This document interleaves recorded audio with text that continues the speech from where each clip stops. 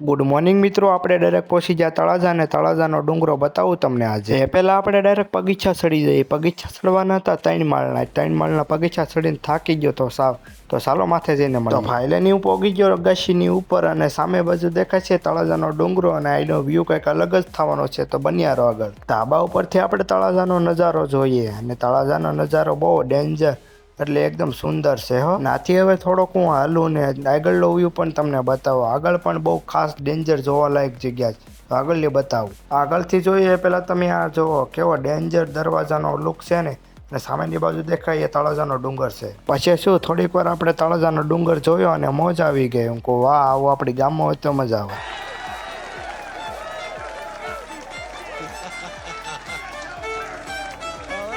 અને સામેની બાજુ વૃક્ષ પણ કેવું ચોમાસામાં લીલાછમ થઈ ગયા અને તળાજાનો ડુંગર પણ એકદમ સુંદર દેખાઈ રહ્યો છે નહીં. અને નાથી આપણે એક રીલ બનાવવાનું મન થયું એટલે આપણે તો ઉતાવળે કાંઈ એક રીલ શૂટ કરવા માંડ્યા અને મજા આવી ગઈ હો.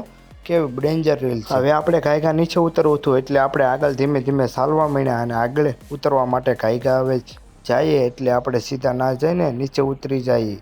ચાલો આગળ. અને ચોમાસામાં વૃક્ષ તો એકદમ લીલાછમ જ હોય એટલે મારી નજર તો વારંવાર વૃક્ષ તરફ જ જતી હતી. એકદમ નજારો છે હો તળાજાનો, બાકી કાંઈ ઘટે નહીં. તળાજુ તો તળાજુ કહેવાય. અને મિત્રો અહીંથી નીચે પડ્યા તો શું થાય જરા કોમેન્ટ કરી નાખો શું થાય. અરે કહેના ક્યાં ચાહતે હો? કાંઈ નથી કેવું, ખાલી બસ એટલું જ કેવું. આ ચેનલને લાઈક શેર સબસ્ક્રાઈબ કરી લખો. મળીએ છીએ નેક્સ્ટ મિનિટ વ્લોગમાં. Bye bye.